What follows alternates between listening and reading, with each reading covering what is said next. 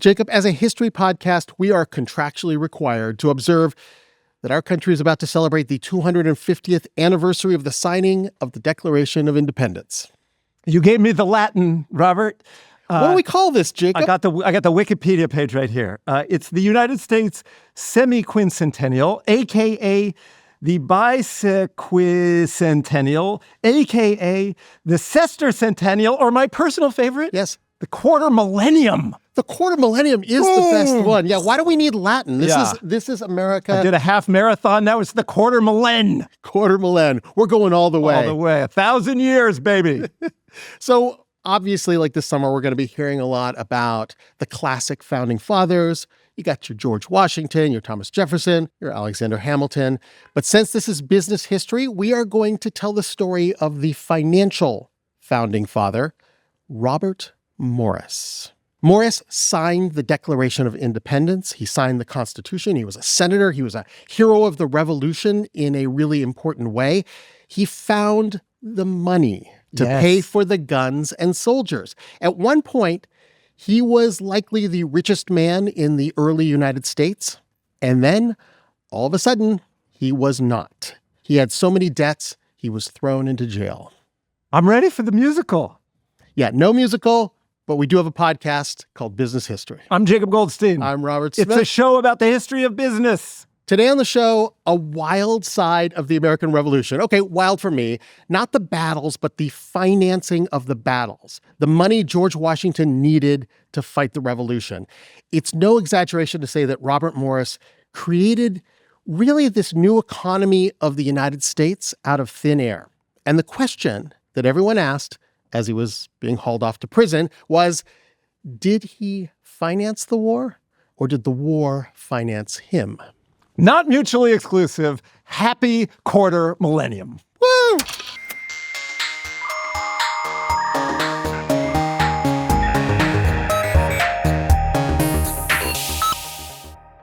Who will speak for the bankers? I am going to speak for the bankers. Okay. I'm just going to admit right here, Robert Morris is not everyone's favorite founding father. He was controversial at the time. He's controversial now. But I have a real soft spot for him. He reminds me of all the people I went to business school with, the MBAs.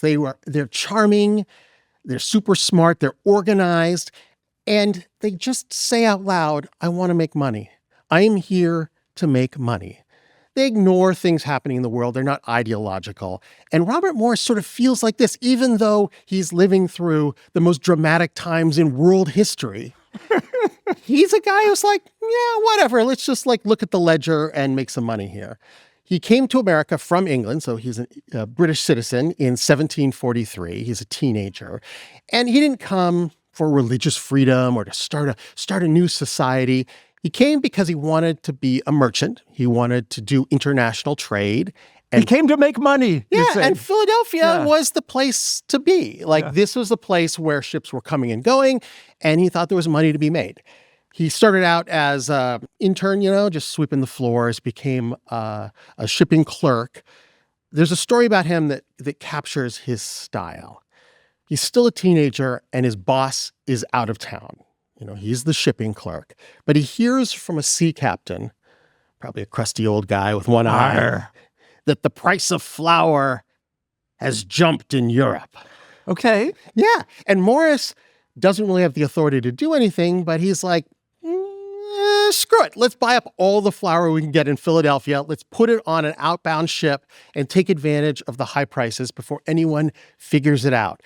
Arbitrage. It's an arbitrage opportunity. If a thing is selling for two different prices in two different places and the shipping cost is less than the difference, you should buy all that you can in the cheap place and sell all that you can in the expensive place. And that'll make the prices converge. It's actually a useful function. Yeah. And if Robert Morris were alive today, he'd be working for a hedge fund. Jane Street. He would be working for Jane Street, trading flour futures in India versus Pakistan. Yes. Closing the cent difference. Yes. So Morris had the gift, and he ended up running this trading company. And it's fair to say that he loved it. He loved being a rich and powerful guy in an English colony, right? He had made it in the New World. He was the least likely person to want a revolution because it would mess up all the shipping schedules and his profit. It's bad for business. So he probably would have stayed out of this whole mess, except for the Stamp Act. A tax. A tax. There's one thing a rich guy hates, it's a tax. And the Stamp Act, I am still amazed that Britain thought this up as something to put on the colonists. The Stamp Act was a fee on anything that involved paper. Anything that had paper, you needed to put a stamp on it, and you had to pay for the stamp. And I mean, this seems maybe reductive, but when I think about it, it's like, well, who's using a lot of paper? It's not like the poor farmers. It's journalists and lawyers. Yeah, right? There were taxes on newspapers, bonds, court documents, playing cards. So, playing cards to the side, yeah. All those other taxes are on the powerful people. Like, in terms of political economy, who do you want on your side? You want the journalists and the lawyers and the bankers. And you're putting a tax specifically on them. And, Robert Morris loved to, do paperwork, you know? So He's not loading the flour onto the ships himself. It was really going after the moneyed interests. And Robert Morris might have even been able to ignore this, except he was a port warden at the time. So he was kind of running things in the port because he was the biggest customer. And the American colonists decided they were going to boycott anything from Britain just to protest the Stamp Act. And so there he was. He's like, okay, fine, I will help enforce this boycott. He ends up being elected to the Continental Congress because, he's big guy on campus, running the whole thing. And he really thought this whole tiff with Britain would be negotiated away. He's like, there's just no way that smart people with money on both sides of the Atlantic would ever go to war. Here's a quote that he wrote about this. He writes, I recommend constantly a steady, manly, but decent and peaceable opposition as most likely to ensure success. He thought we should just be manly but not shoot anybody. Yeah. Yeah, why is it manly but decent and peaceable? Why are those at odds, Robert Morris? He wasn't going to get the peaceful part. I should say a lot of the stories in this podcast are taken from the book Robert Morris, Financier of the American Revolution. That sold a lot of copies there with the word financier in it, right? Robert Morris, Financier of the American Revolution by Charles Rapley. And he told this story, kind of apocryphal, but I love it.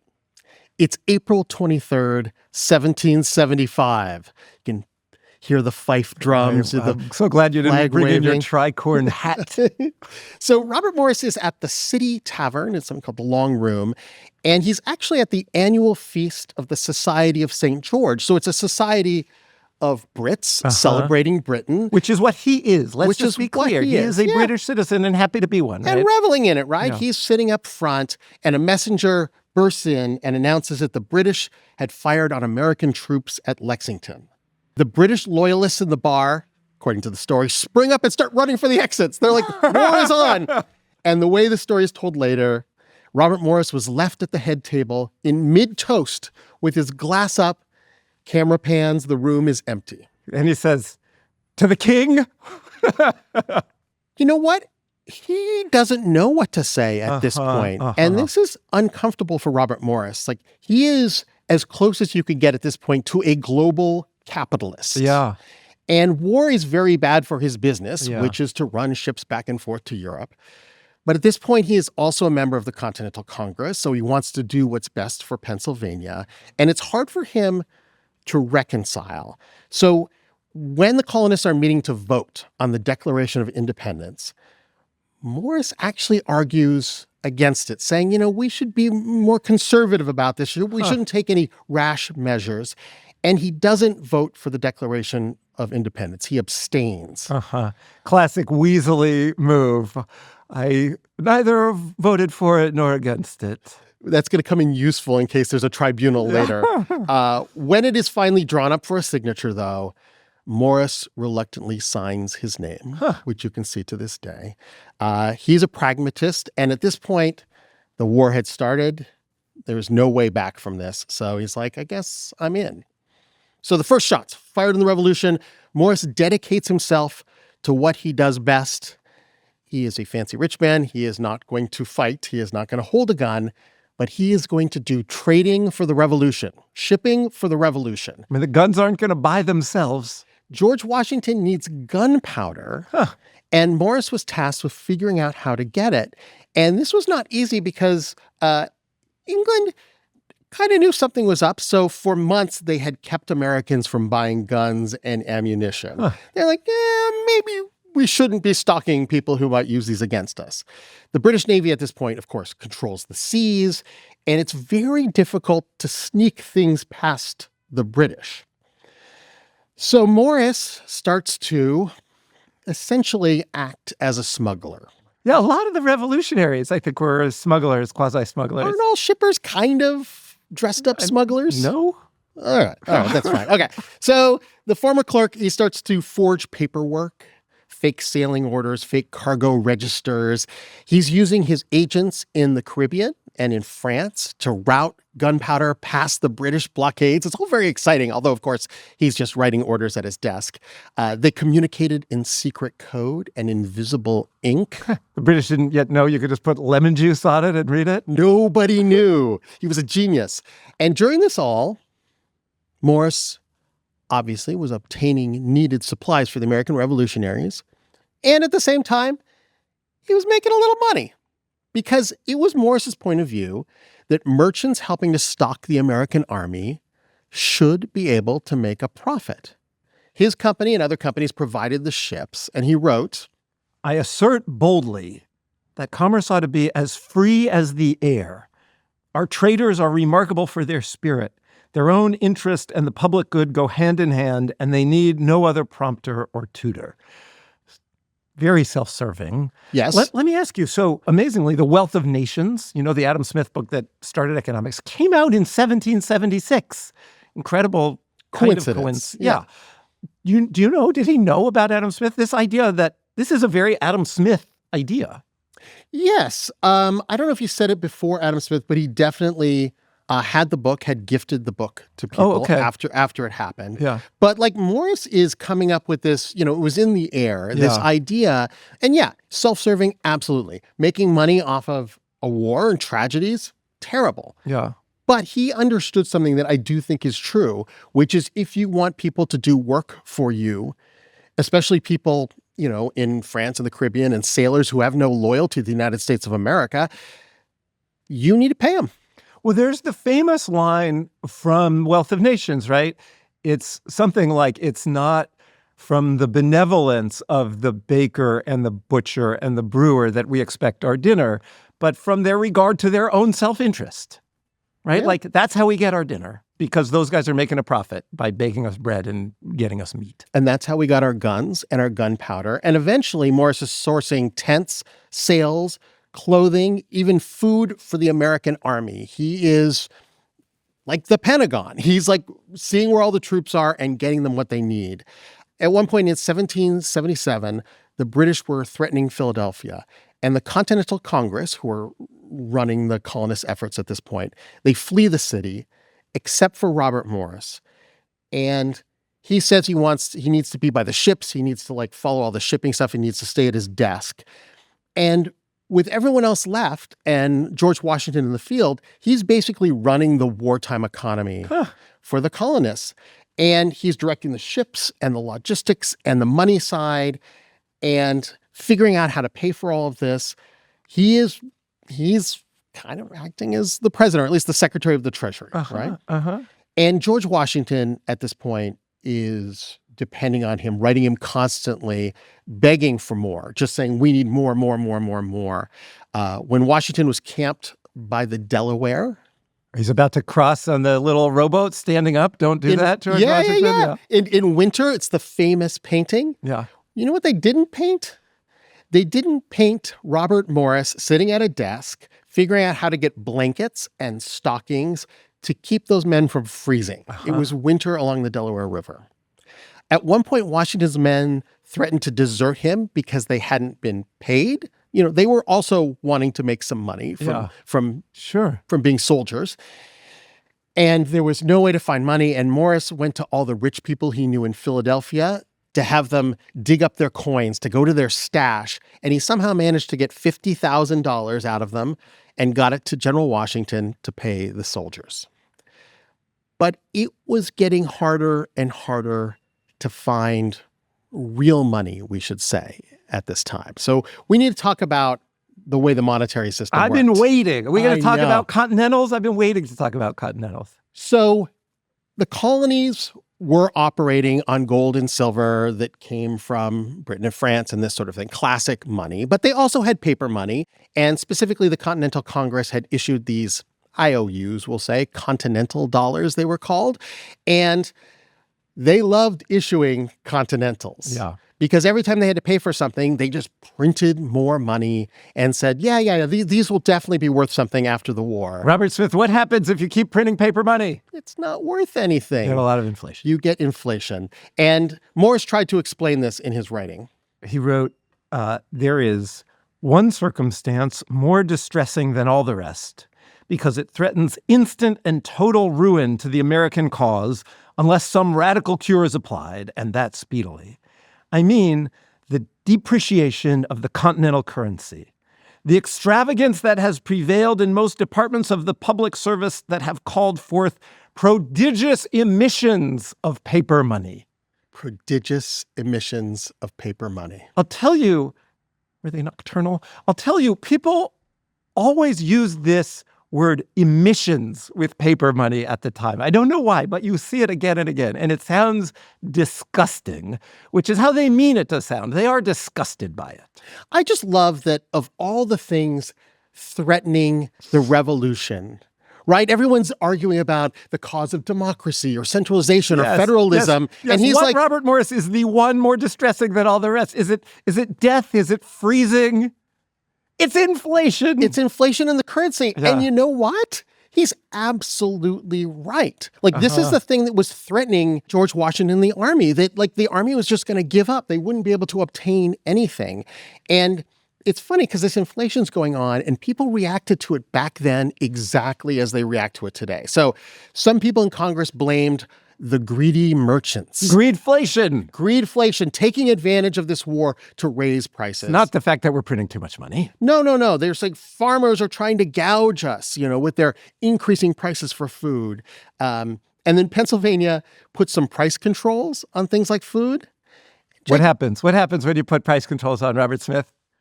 You get a shortage. If you don't let prices rise, then supply will fall. And that is what happened. There's a quote by Robert Morris that actually reminded me of you, Jacob. It's the kind of thing you might say. The most effectual way to turn a scarcity into plenty is to raise the price for the article wanted. If you want more of a thing, pay more for it and more will appear. It's the opposite of price controls. So Robert Morris has to tackle this currency problem. He doesn't know how to do it. He tries to lecture the Congress about we need to be better about spending. We need to be backed more by France and hard money. But in the end, he decides, I'm going to start my own bank and I'm going to print my own paper money. Huh. And let me just say, this sounds like bizarre to us. You're starting a bank and printing your own money. At the time, it was normal. Very popular. Because, as you alluded to before, paper money was an IOU. Like in people's minds, real money was gold or silver coins, and banks would start up. People would start banks, and they would print paper money, and the paper money would actually say on it, like the $5 bill would say, like, this is a claim on $5 in silver at whatever, the Bank of Robert Morris. And then the idea is you could take it and actually get the silver out of the bank, but the paper would trade as money. And I'm always amazed. People were very, very, very shrewd and smart about this, and they could look at a paper IOU and look at who issued it and determine how trustworthy is this person and how much is the real value of this paper. Yeah, I mean, in fact, a few decades later, people would actually start these sort of like magazines for merchants when there were hundreds of banks or thousands of banks printing their own money that told you for every bank, like, take it, don't take it, apply a discount. It's a really interesting market, right? This idea of a free market in money. So Robert Morris thinks, all right, everyone's screwing this up. So I'm just going to take it back to first principles. He starts the Bank of North America. Yes, thinking big. Starts in Philadelphia with a bunch of money, but mainly a shipment of silver from France. Okay. Collateral? And the bank issues its own paper notes backed by silver and gold. And he is very vigilant that there should not be too many of these paper notes. Not too many emissions. No emissions. And he did all these psychological tricks because it is a psychological game. Absolutely. A new bank pops up and you're going to trust them. Here's how he got people to trust them. One thing they did is they had the vault in the basement and the loan office was up above, and they had pulleys to lift chests of silver. Okay. Right? Just total logistics. But he made sure it was out in the open and people could see it. Oh, they've got a chest of silver. And he would have people raise and lower the boxes of silver. So if you came into the bank, you would tell them, oh, you should have seen it. They had boxes and boxes of silver in there. Like they have the money to back the notes. The quote was, "It would dazzle the public eye by the same piece of coin multiplied by 1,000 reflectors." I love that. It's like David Copperfield, David Silverfield. Another wild thing that they would do at the Bank of North America, or so I am told, was that if someone wanted to pull silver out of the bank, they would arrive there with a note and say, "I want the silver instead of this note." At the bank, they would say, "Happy to do it, sir. Everything's backed by silver and gold here." And they would pay out the silver, and the customer would leave happy from the bank. And then they would send a clerk after that person, chase them down in the street and say, like, "Hey, listen, can you give us back the silver and we'll give you some notes? Like, really, it's safer keeping it with us." You sure you want to be walking out or out here with that silver? So he's carefully managing this new currency. And at one point, he even issued his own Robert Morris promissory notes, which was... not the bank, the guy. No, it was just like personally. You know me, I'm a rich guy. I walk around Philadelphia. I will personally guarantee this paper money. And they were called because they had different durations to them, because his name is Robert, long bobs and short bobs. Oh, that's great. Yeah. Morris said when he issued his own notes, "My personal credit, which thank heaven I have preserved through all the tempests of war, has been substituted for that which the country had lost. I'm now striving to transfer that credit to the public." It's a very bankerly way to think of the world. It's like you're moving credit around.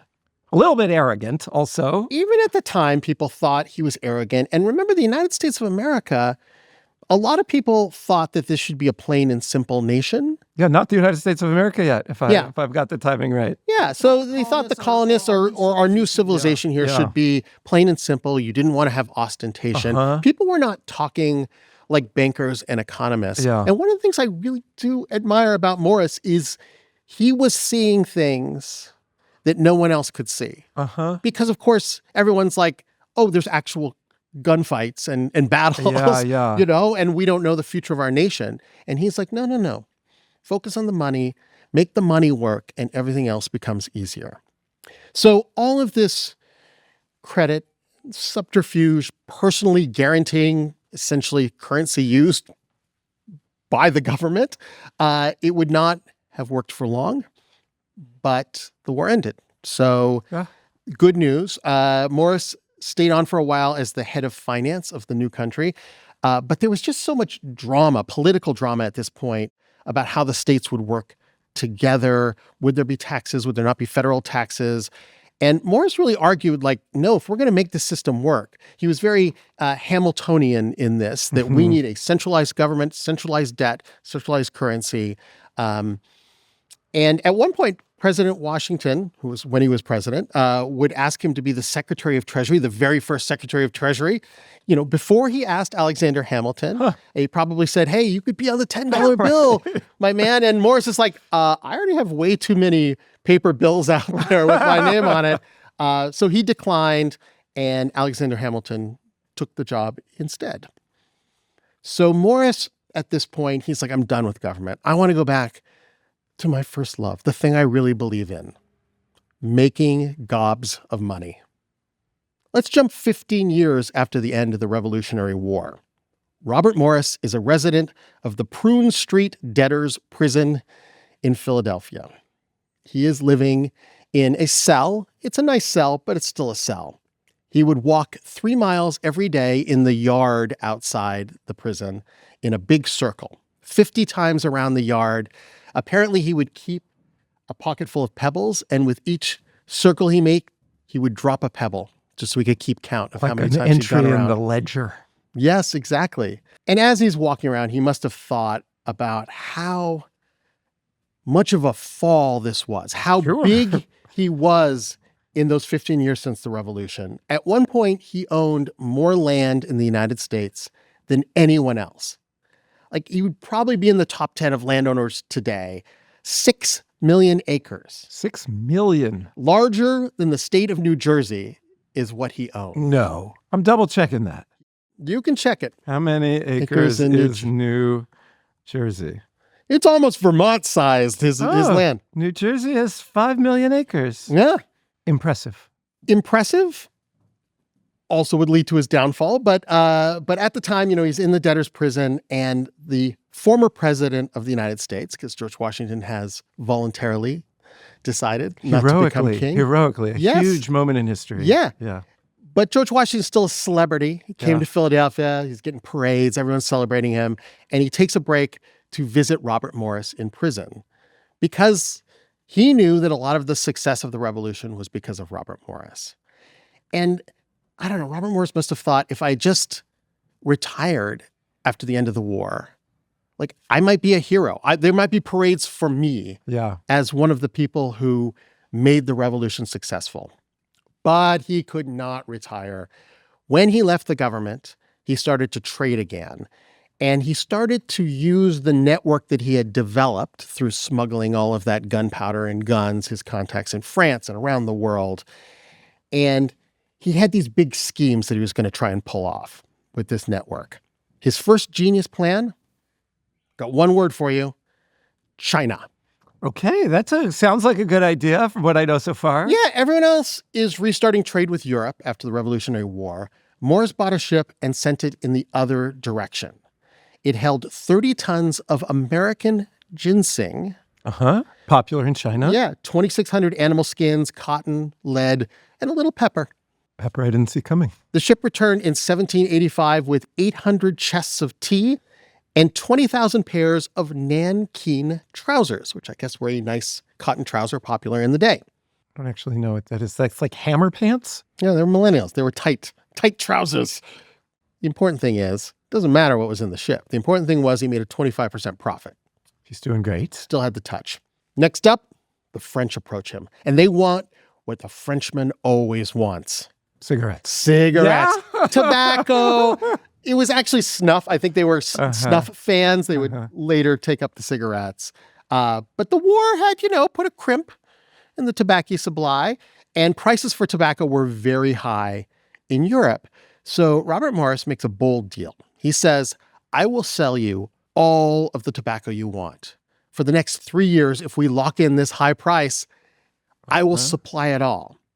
And what Morris understands that they don't quite get is that, the industry in America is ramping back up again. The price will fall over the next 3 years, and he's locked in a high price, and he can make huge profits on this. Now, I will say Robert Morris, as a Philadelphia banker, is not the most popular man in the South at this time. So he sets up these sort of shell companies, whatever it is, he's a secret part of it. Okay. They compete against each other, the shell companies. They don't even know.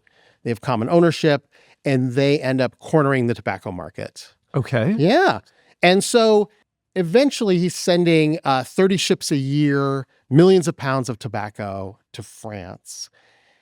And of course, in order to do this scale of operation, he was going to need a lot of money. So he issues some more of his notes. Now, remember, the first time he issues the notes, the first time he issues them, he was doing this to save the colonists, to save the Revolutionary Army. This time, it's just for himself and just for profit. So he's borrowing money. It's sort of bond-like. Yeah. And he also has this thing that, those debts are due, but of course they're due after the tobacco arrives, and there's a long chain of events that happens. He's a finance guy. That's what finance guys do.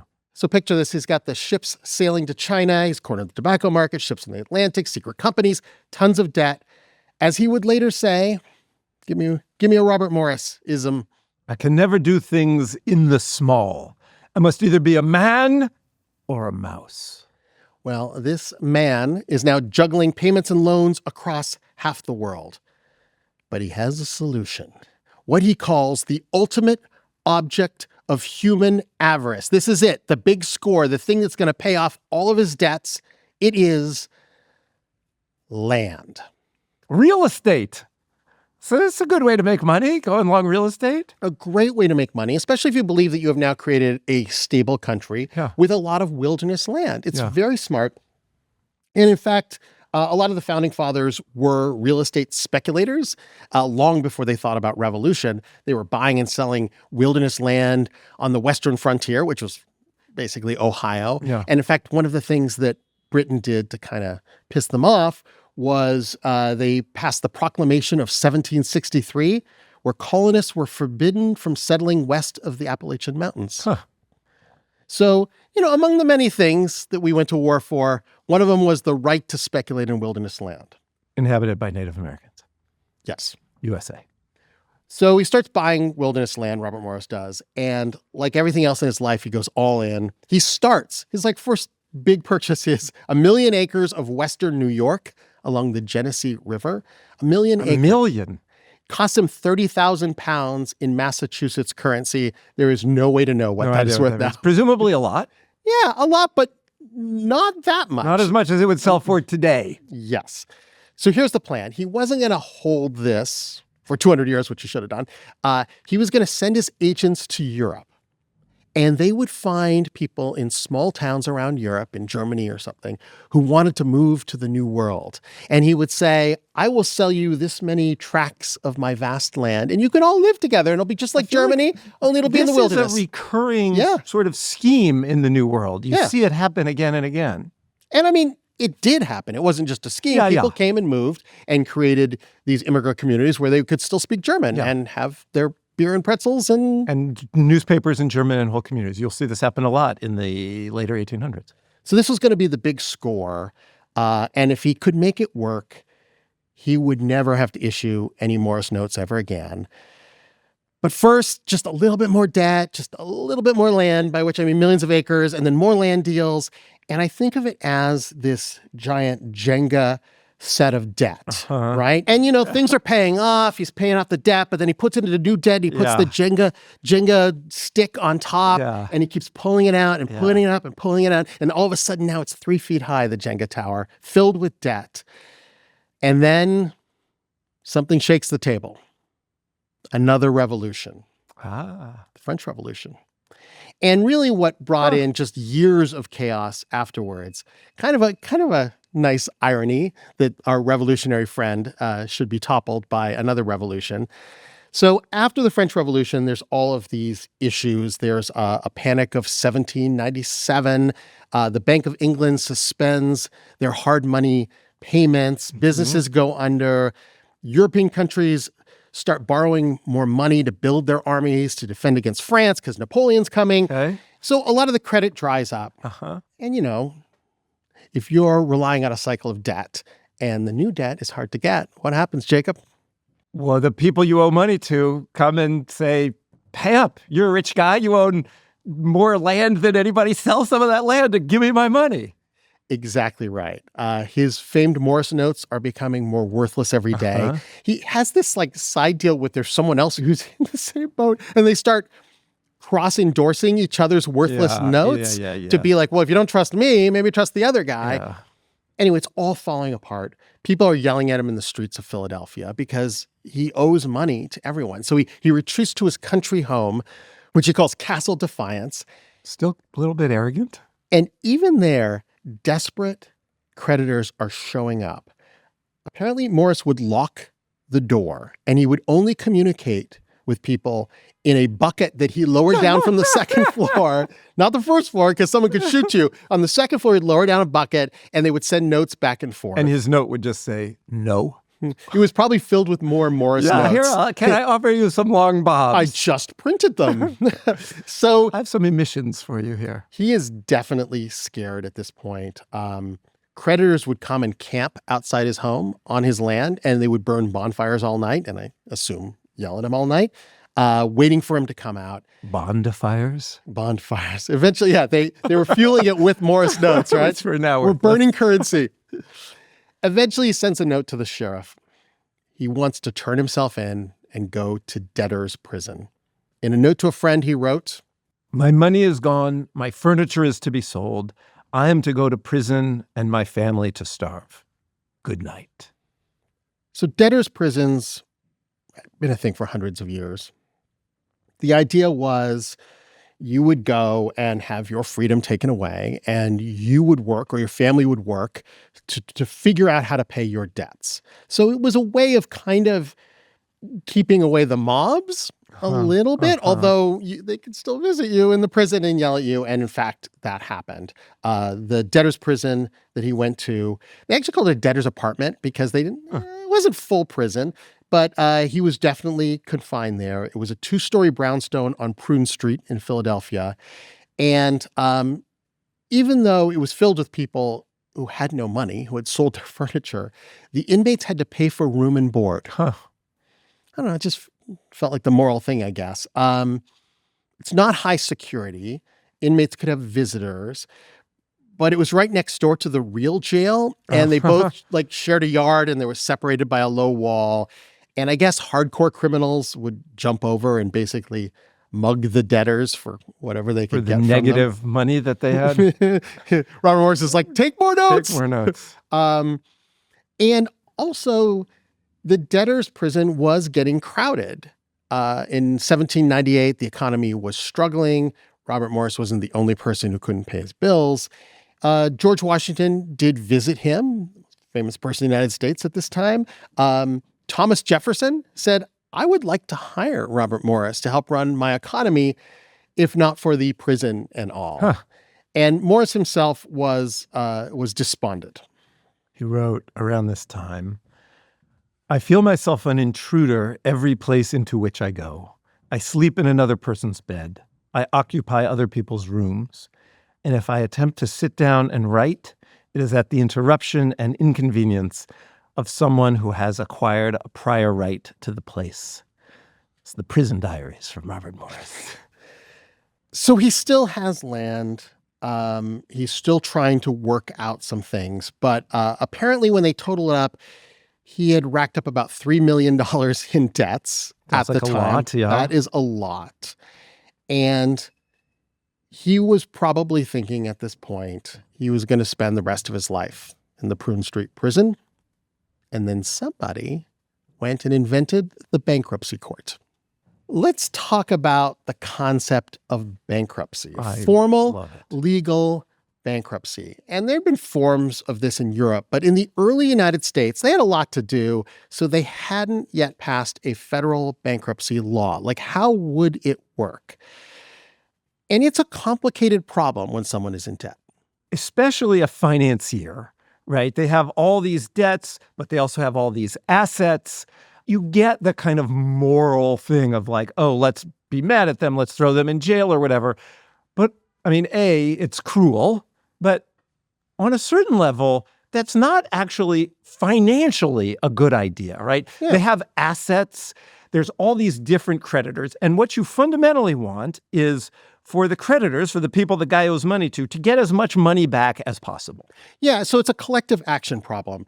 If somebody owes me money and I want that money back, it is in my best interest to buttonhole them, make them sell the house, make them sell the furniture, and give me back the money first. Like, that's just in my best interest. But there are hundreds of other people who also want their money. So what they need is everyone to get together and say, wait a minute, if we let this person in an orderly way sell their assets, get the most for it, or if they're running a business, keep the business running, then we all stand a better chance of being paid something instead of fighting each other. And you have some neutral party, a bankruptcy judge eventually, who can assess which creditor should be paid first, right? Or how you should allocate the assets, the proceeds to the different creditors. A complicated problem. Yeah, and I'll tell you what doesn't help is locking a guy in a room with a bunch of hardened criminals trying to mug you all the time. Yeah.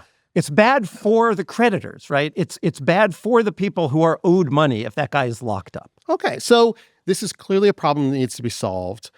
Morris might have been the most famous man in the debtor's prison, but he was joined by many other businessmen of the day. The economy had faltered, currency's unstable. There are lots of unhappy constituents who want their money back. And so Congress, when forced, gets to work. So they have to hit this balance. They do not want it to be a pleasant process. Otherwise, everyone will rack up debts. They want it to be orderly. They want to be able to see all the assets and debt of a person and to make some of the creditors whole. And the solution they came up with, it's very interesting in the bankruptcy we have today. Today, a person or a company declares bankruptcy. They stand up and they say, I declare bankruptcy. Shout out the office. Shout out to the office. No, they file for bankruptcy. It's all very orderly. But Congress in 1800 decided that bankruptcy should be involuntary. So if you owe me money and can't pay it back, I can declare you bankrupt. But you're bankrupt. It's not up to me. I can't go to court and say I want to file for bankruptcy. No, you would have to arrange with a creditor That's who would come to you and say, I declare you bankrupt. It kind of makes sense in a way. It's sort of leaving it up to the creditor. Yeah. I mean, it's not the way we do it today, but this is how they did it.